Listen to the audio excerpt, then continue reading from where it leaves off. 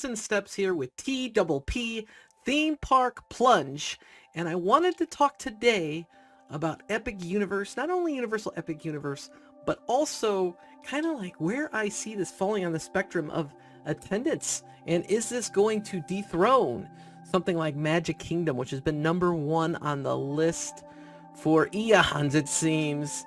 Can Epic Universe do that? And we're going to talk about how it has the potential to do that in this video here today when we start talking about these different lands and things that, we're all excited about. If you're a theme park enthusiast, even a roller coaster enthusiast, you're really looking forward to Epic Universe, because Epic Universe, we already know, is officially announced Starfall Racers, which is going to be a great launch coaster by Mack Rides in Celestial Park. And we also have seen bits and pieces from different YouTubers, things like that, that show that also How to Train Your Dragon Isle of Berk is getting a launched roller coaster, as well as a Gerstlauer spinning attraction, which actually has been testing. There's video of it actually testing, funny enough, out there. So this is obviously, we just saw the videos about a week ago from Universal showing the different areas of the park, and the first one is Celestial Park, and they have a nice overview video. Let me pull that up so we could take a look at that and talk about this area. We're gonna share my screen here. Boom, boom, boom. All right, so here it is. This is the flyover that they released officially on their YouTube channel. You could tell just by the entrance of the park here, the initial area, the Celestial Park, is it's got this like very steampunkish vibe, a lot of almost pastel colors in these videos. Reminds me a lot of sections of Disneyland Paris, funny enough. Not that I've been there, but I've obviously seen the videos. But they're definitely going with something that's unique, at least to the Florida area, because you don't get really anything else with these vibes. And you can see the nice steampunk looking, pastel looking carousel that they're putting here. Looks like it's in the middle of the entry of the park. It's a very modern carousel. Obviously, these things are very popular. Obviously, if you're a thrill seeker, they're not the most intense thing in the world, obviously, but families love that kind of thing, and there's always a line for the carousels when you go into these massive theme parks. And I'm really looking forward to the roller coaster that's in this land, the Starfall Racers. It looks like it's a good mid-tier roller coaster, and by mid-tier I mean it's not going to be super intense. You're going to get that 62 miles per hour launch, and I forget how many times it says it launch, but I think it's a couple times, and there's 2 racing sides trying to reminisce to Dueling Dragons that they had at Isle of Adventure before. Islands of Adventure, sorry, I'm thinking of Isle of Berserk now. And people love that attraction. So it looks really cool. Mack Rides is a very good, basically a very good roller coaster developer. If you look at some of the rides they've done in the past, they're very solid.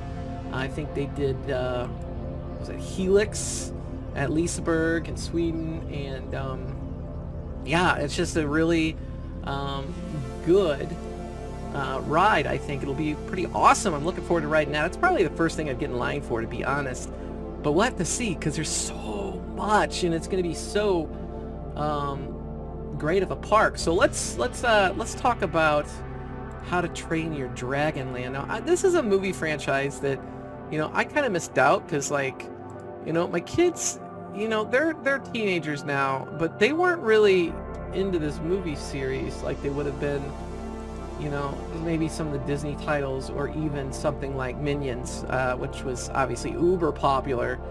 But the thing I am really excited about this is I really like this Viking-esque look to what they're doing, and obviously I'll have to watch the movies before I go to this land. But we're going to get some thrills in here, some family thrills. We're going to get a launched roller coaster. Of course, we're expecting it to be a little bit more family friendly than even the Hagrid's motorbike adventure over in Islands of Adventure.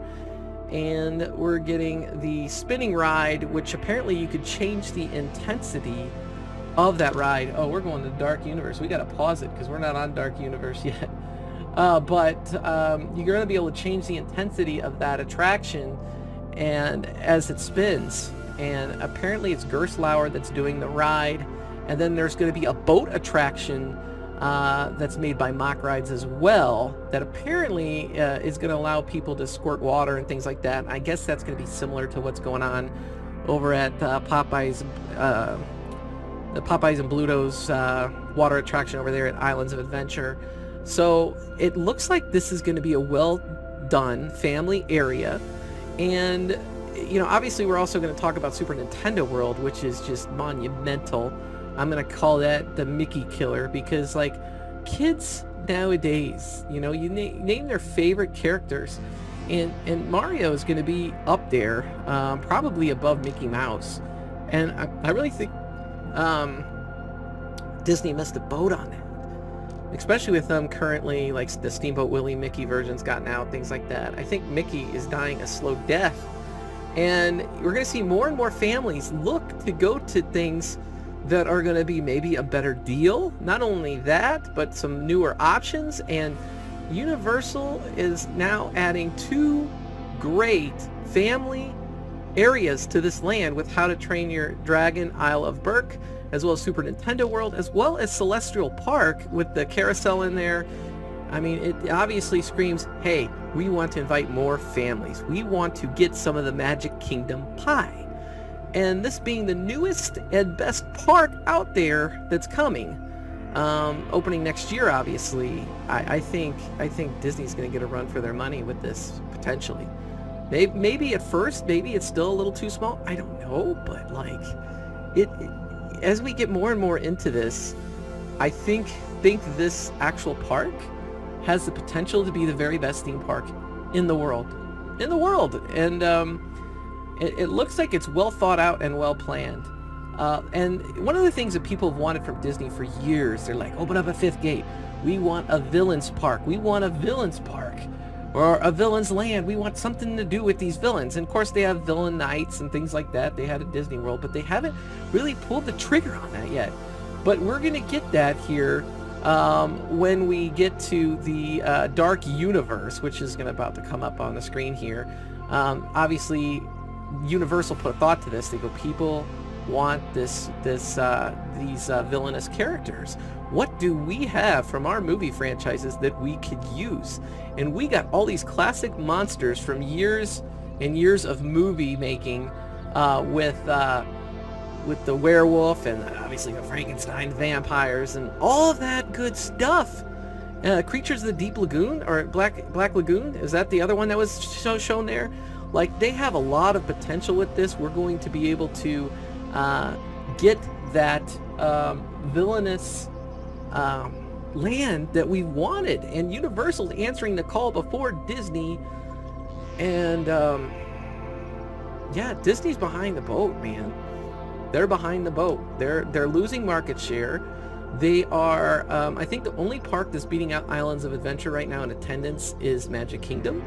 Their other 3 parks are below Islands of Adventure. Like, if you look at the parks as a whole, and you look at what's out there, Islands of Adventure has the most for everybody. It's got the rides for the thrill seekers. You got the Jurassic Park Velocicoaster. You got Dr. Seuss Land. You got the Marvel Land, even though it's dated, and I really think they need to figure out what they're doing with that, but I think they're just going to hold on to it just to spite Disney. There's just, and then over at Universal, they got the new DreamWorks Land coming out. They got Harry Potter over there. They got Harry Potter Islands of Adventure, and now they're going to have Harry Potter over here at another Harry Potter land, Ministry of Magic, over in Epic Universe, and they're going to bring you the scenes from the 1920s Paris from the Fantastic Beasts, as well as the Ministry of Magic. And they're not saying much about the ride in this world, although from what I'm seeing and what many of you may have seen is that it's going to be some sort of elevator type ride. And I'm sure it will not disappoint, because they really have not done that with Harry Potter at all. Harry Potter is considered, man, it's one of the top theme park lands in the world. You got Harry Potter, you got the Star Wars over at Hollywood Studios, and years ago we had Avatar, but I don't hear as much about Avatar as I used to, and I don't know if Avatar is going to be able to make a comeback or not in that land they have over there at Animal Kingdom. So really, I think that right now Harry Potter might be top dog, because Universal's done a lot better with Harry Potter over Disney has done with Star Wars. Disney made Star Wars Land over there at Hollywood Studios and Disneyland Park, and it's been very successful for them. But then they did the what was it, the hotel that had like cruise line type prices that failed, and they had to close. They could have been spending that money on another Star Wars land at another park. Now imagine, say, in Magic Kingdom or something, they put a different Star Wars land from a different aspect of Star Wars over there. Would people go to see that? Or if it wasn't Magic Kingdom, Epcot, or whatever, would people go to see that? I say a high yes, they definitely would. They're really limited with what they could do with Marvel over in Florida. So I think they're missing the boat. They're missing the boat with the Star Wars. They should be leveraging the Star Wars like Universal does with Harry Potter. But to be honest with you, I think people want to see more Harry Potter more. We'll see though. We'll see what the time tells. Disney's going to have to answer to this. And honestly, I don't think a fifth gate will help them. They have 4 parks already, and at least 2 of them need some work. And Animal Kingdom needs some more. Epcot still needs more. So we'll see. But here is the Mickey killer. Kids, they are all about, video games nowadays. And you think of video game franchises that kids like to play, and Nintendo's going to be at the top of the list. Minecraft's going to be at the top of the list. Roblox is going to be at the top of the list. Fortnite's going to be at the top of the list. It's going to be hard to do a Fortnite land, but getting Nintendo to sign to do Universal movies, to do Universal parks, is actually absolutely huge. He's going to be basically the icon of the Universal franchise for children to come to the park. They're going to want to come to Universal. They're going to want to come to Universal more than they want to go to Disney, because they recognize Mario, Luigi, the princess, and if they put Zelda in, even bigger. And the rumor is that there's going to be all these this Donkey Kong roller coaster, a Donkey Kong ride, like all this stuff. And it's honestly, I do think that Epic Universe potentially, between that and Islands of Adventure, they could be the top 2 theme parks in the world. They definitely can. We're really close to that point already. We're getting closer and closer. And they have, the advantage that Disney has is that they have over 25,000 acres, or 43 miles of land. But what they don't have is a lot of these modern licenses that people are relating to, that Universal has gone out and got. And so that is the scary part for them.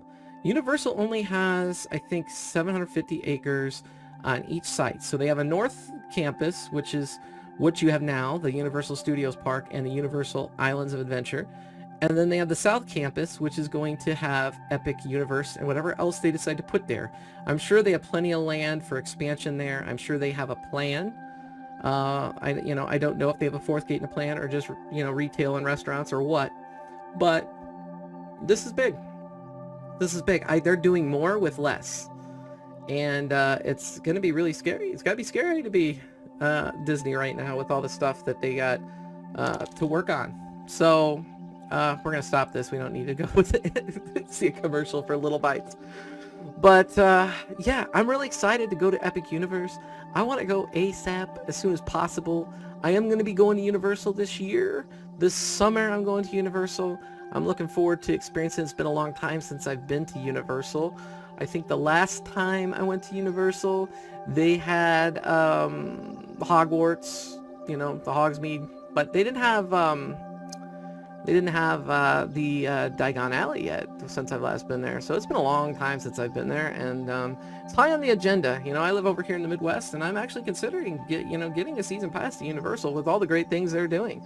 You know, you can get a cheap flight to Orlando from a lot of places, and it's definitely going to be the theme park destination. Between that and SeaWorld and Busch Gardens Tampa, as a thrill seeker, like, I'm really, really stoked to go to Florida and see these things again. And yeah, I do think about, hey, I'd like to go check out Tron Light Cycle Run or something like that. But for $160 for a day, do I really want to do that? Do I really want to do that? You know, people say, well, Universal's just as expensive, but, you know, you buy 2 days, you get 2 days free. They run deals like that, and it'll be interesting to see what they do when Epic Universe opens, how the pricing structure is going to change. I know it's going to go up, but if they continue to give you better value overall than Disney, it will continue to grow and get better.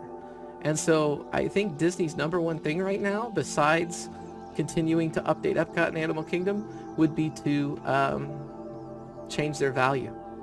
You know, I don't know if it has to do with the price they're charging. It may just be going back to some of the perks they used to offer before. Things that people expected when going to Disney, where people felt that they spent a lot, but it was worth it. And yeah, until then, my interest in going there is not very high. I'll be honest, it's not very high. I think they're a good park. I have a lot of fun there. I probably will go there at some point, but not as much. Not as much value, you know? So anyway, let me know what you think down below. Are you excited for Epic Universe? Are you trying to get to this as soon as possible? What do you think the best land's going to be? That type of thing. What are you most excited for? I'm most excited for Starfall Racers, and I'm also, I'm most excited for Super Nintendo World. Okay, that's where I'm at. But I really want to go to all those. They all sound completely amazing. If you haven't, please give this video a thumbs up if you enjoyed it. Please subscribe if you want more content. I'll be having more vlogs, more content. It's been a while, but I'll be back more and more as we get into the spring season, and then onward and forward. I'll see you in the next video.